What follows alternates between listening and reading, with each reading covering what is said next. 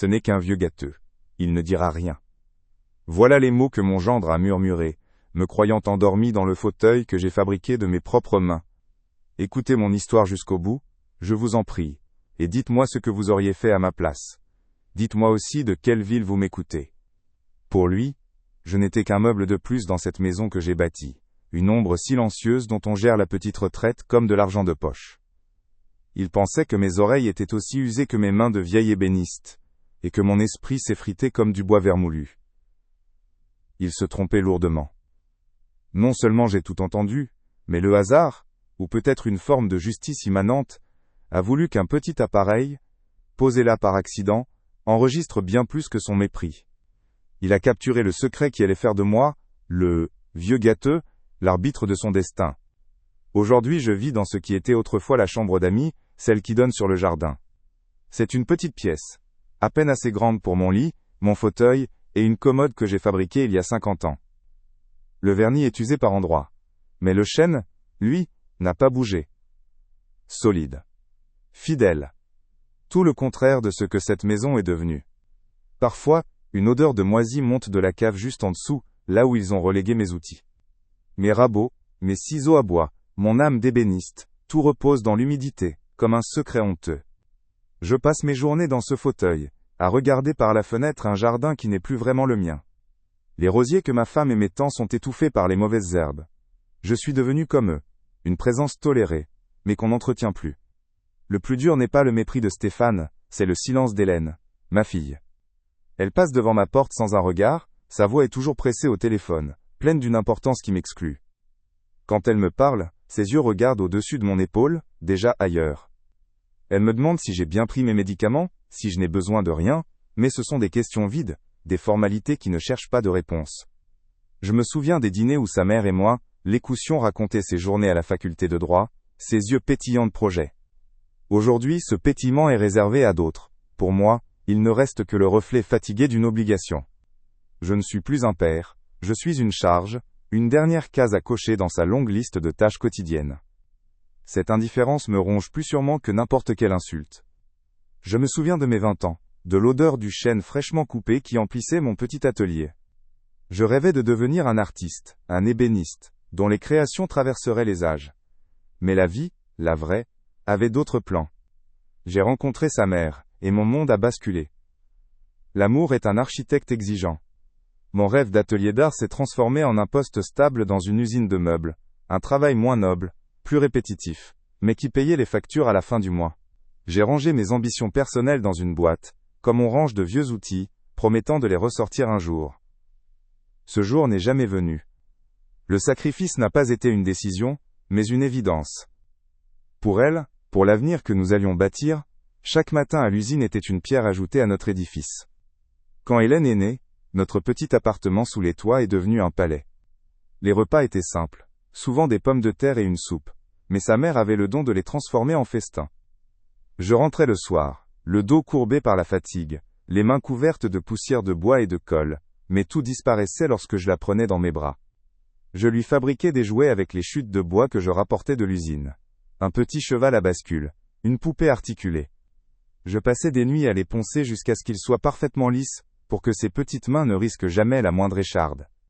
Je n'avais pas d'argent pour les jouets des grands magasins, mais je lui offrais mon temps, mon savoir-faire. C'était tout ce que j'avais de précieux. Puis est venu le temps de la maison. Notre maison. Dans cette vallée de Chevreuse qui nous semblait être le paradis sur terre. J'ai passé chaque week-end, chaque soirée pendant près de 2 ans à la construire. J'ai appris la maçonnerie, la plomberie, l'électricité. Mes mains d'ébéniste se sont habituées au ciment et au parpaing. Des amis venaient parfois m'aider, mais l'essentiel du labeur c'était moi. Chaque brique posée était une promesse de sécurité, chaque tuile sur le toit un rempart contre les orages de la vie. Je ne construisais pas des murs, je bâtissais un refuge, un héritage de dur labeur et d'amour silencieux. Je voulais que ma fille grandisse avec de l'herbe sous les pieds, et un toit solide au-dessus de sa tête, un toit que personne ne pourrait jamais lui enlever.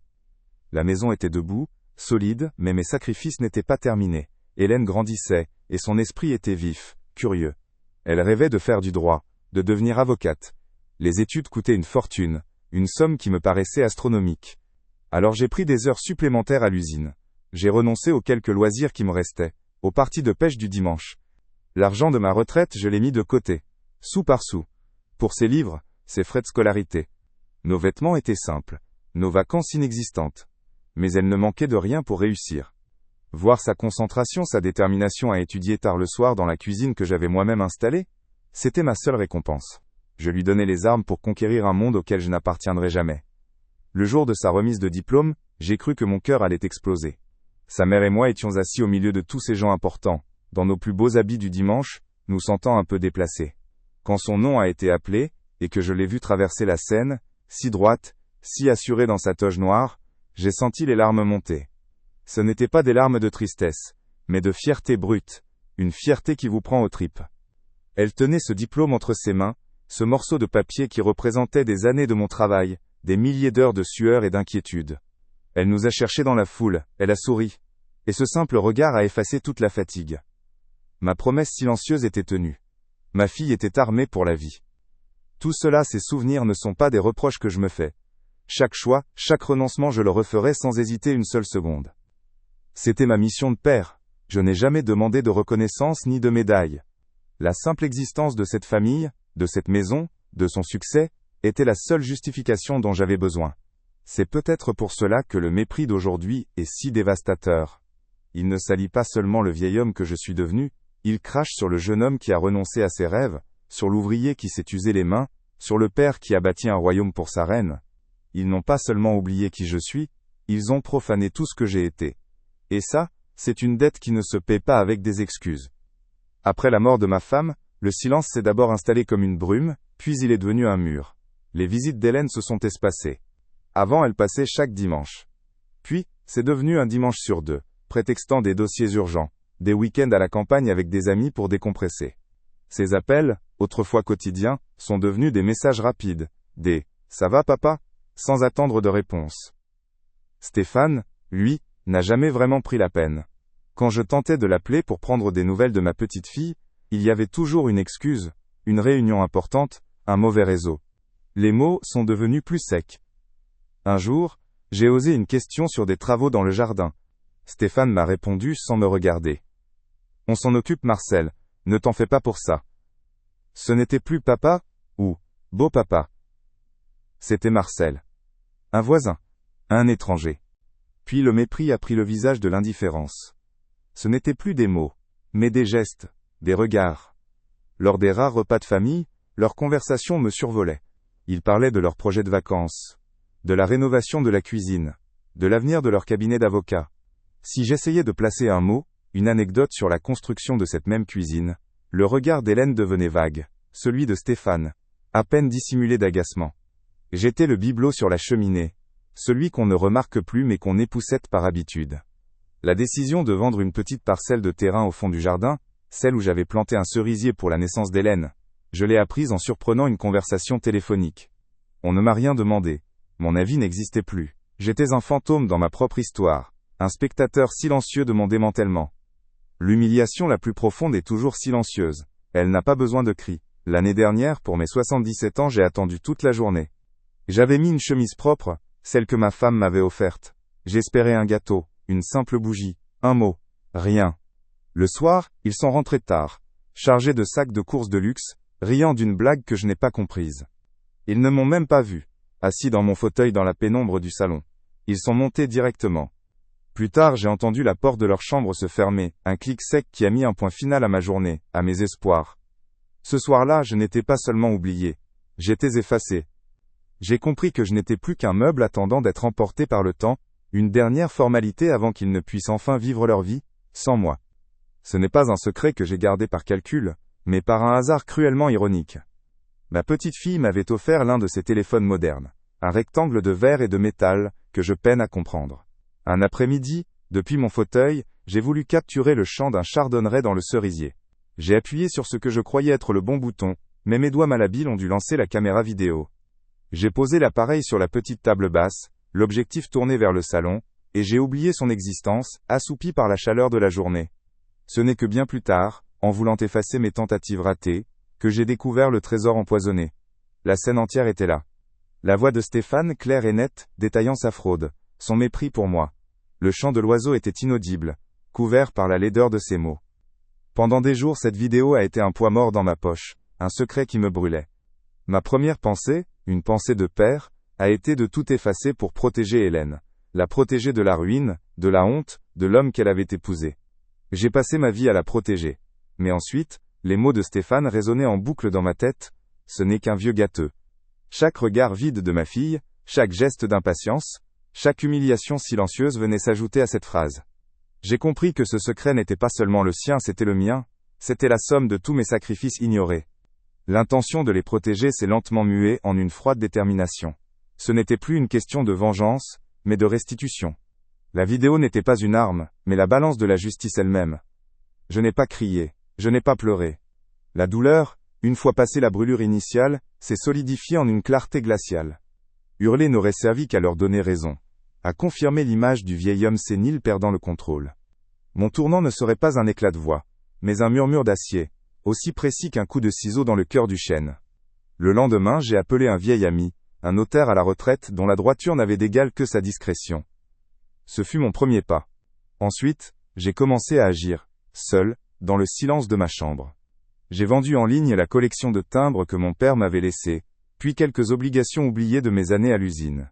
Ce n'était pas l'argent qui m'importait, mais le geste. Chaque transaction était un fil que je reprenais, un fragment de mon autonomie reconquise. Avec l'aide de mon ami notaire, j'ai rédigé un nouveau testament. Un document simple, irrévocable. La maison, ce monument de mon labeur que je leur avais cédé avec une réserve d'usufruit, ne reviendrait pas à Hélène. Mon héritage ne récompenserait pas l'oubli. Je pensais à cette jeune aide-soignante du centre de jour, celle qui me demandait toujours des nouvelles de mon jardin et qui écoutait mes histoires de bois avec un intérêt sincère. C'est à une fondation pour jeunes artisans que tout reviendrait, pour honorer mes propres rêves sacrifiés. J'ai ensuite contacté un antiquaire et vendu la commode et le fauteuil, mes dernières créations. Les voir partir n'a pas été un déchirement, mais une libération. Je démantelais méthodiquement le décor de leur mépris, reprenant le contrôle de mon histoire, un objet à la fois, sans un mot. Stéphane a été le premier à frapper à ma porte, un plateau à la main, un croissant, un café fumant, un verre de jus d'orange pressé.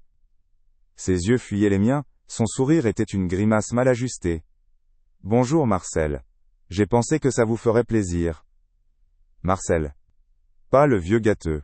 Mais ce prénom prononcé avec une déférence nouvelle, presque craintive. Hélène a suivi peu après, un bouquet de pivoine à la main, mes fleurs préférées, celles que sa mère plantait. Elle parlait vite, nerveusement, de souvenirs d'enfance, de ma force, de mon importance pour elle. Chaque mot sonnait comme une pièce de théâtre mal répétée. Je les regardais jouer leur partition, un ballet grotesque de remords intéressés. Je n'ai rien dit, j'ai bu le café, j'ai humé les fleurs. Mon silence était un miroir dans lequel ils ne voyaient que leur propre panique. Leur comédie a duré plusieurs jours. Stéphane me proposait de m'emmener voir la mer, parlait de rénover ma chambre pour qu'elle soit plus confortable. Hélène a ressorti de vieux albums photos, s'asseyant près de moi, tournant les pages avec une tendresse forcée. « Tu te souviens, papa ? C'était le jour où tu as fini le toit. Tu étais si fier. » Sa voix se brisait, mais les larmes ne venaient pas. C'était une performance, une tentative désespérée de racheter des années d'oubli en quelques heures. J'écoutais, je hochais la tête, je regardais les images d'un homme que je connaissais à peine, cet homme heureux qu'ils avaient contribué à effacer. Ils cherchaient une fissure dans mon armure de silence, une absolution, un signe que le danger était écarté. Mais il n'y avait rien à trouver. Ma décision était déjà prise, gravée dans le bois de mon âme bien avant leur rédemption factice. Le téléphone est resté posé sur la table de chevet, un rectangle noir et silencieux, miroir de mon âme. J'ai longuement songé à tout effacer. Un seul geste, une pression du pouce, et Hélène était sauvée de la honte, de la ruine financière, du désastre. Le père en moi, cet ouvrier qui a bâti sa vie entière pour elle, a hurlé en silence de le faire. Mais le vieil homme qu'ils ont méprisé, le gâteux, qu'ils ont cru pouvoir ignorer, a refusé. Le pardon ne peut s'offrir à ceux qui ne le quémandent que par peur du châtiment. La justice des hommes ? Les livrer à la police ? Ce serait leur accorder une dernière importance qu'ils ne méritent plus. Non. Ma décision fut plus calme, plus définitive. Mon héritage, le fruit de mes mains et de mes sacrifices, n'irait pas récompenser l'oubli. Il irait à ceux qui voient encore la valeur d'un homme, à ceux qui méritent un avenir. Et vous ? Auriez-vous pardonné à ceux qui vous ont tourné le dos ? ou leur auriez-vous fait sentir ce que c'est que d'être méprisé? Le téléphone est resté posé sur la table de chevet, un rectangle noir et silencieux. Miroir de mon âme. J'ai longuement songé à tout effacer. Un seul geste, une pression du pouce, et Hélène était sauvée de la honte, de la ruine financière, du désastre. Le père en moi, cet ouvrier qui a bâti sa vie entière pour elle, a hurlé en silence de le faire. Mais le vieil homme qu'ils ont méprisé, le gâteux qu'ils ont cru pouvoir ignorer, a refusé. Le pardon ne peut s'offrir à ceux qui ne le quémandent que par peur du châtiment. La justice des hommes? Les livrer à la police? Ce serait leur accorder une dernière importance qu'ils ne méritent plus. Non. Ma décision fut plus calme, plus définitive. Mon héritage, le fruit de mes mains et de mes sacrifices, n'irait pas récompenser l'oubli. Il irait à ceux qui voient encore la valeur d'un homme, à ceux qui méritent un avenir. Et vous? Auriez-vous pardonné à ceux qui vous ont tourné le dos, ou leur auriez-vous fait sentir ce que c'est que d'être méprisé?